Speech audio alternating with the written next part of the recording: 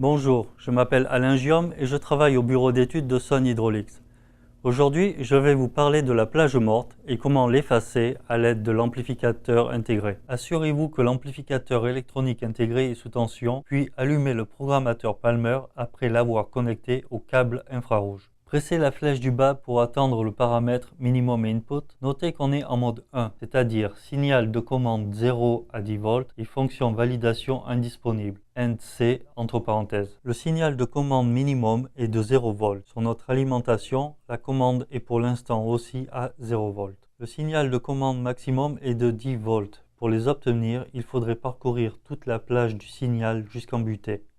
Le courant de sortie minimum est de 5 mA. Ainsi, avec un signal de commande de 0 volts, on sort un courant minimum de 5 mA. Le courant de sortie maximum est de 590 mA. Ce sera ce courant qui circulera dans la bobine si on a un signal de commande de 10 volts. Maintenant, nous allons faire varier le signal de commande de 0 à 10 volts et montrer que la position du tiroir change en proportion. Vous avez sans doute remarqué qu'au début de l'augmentation de signal de commande, le tiroir n'a pas bougé, et ce, jusqu'à une certaine valeur du signal de commande. C'est ce qu'on appelle la plage morte. Donc, si on augmente très lentement la tension de commande, le courant de sortie augmente, mais la position des tiroirs, elle, ne change pas. Si on continue à augmenter la tension de commande pour augmenter le courant de sortie, arrivé à un certain point, le tiroir commence à bouger. Notez qu'il a fallu atteindre 70 mA pour que le tiroir commence à bouger. Pour supprimer cette plage morte, on peut enregistrer cette valeur et l'utiliser comme le nouveau minimum. Pour ce faire, pressez le bouton vert de déverrouillage, puis pressez une seconde fois pour l'enregistrer. La valeur apparaîtra alors entre parenthèses dans la partie droite de l'écran. Vous pouvez aussi presser une fois le bouton vert de déverrouillage et utiliser les flèches haut et bas pour choisir la valeur.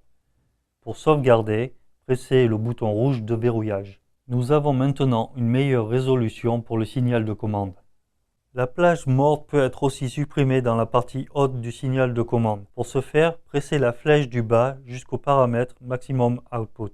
On notera qu'au cours de l'augmentation de la tension de commande, on arrive à un point où l'on voit que 455 mA seulement suffisent pour que le tiroir atteigne sa butée et que la valve se trouve ainsi grande ouverte.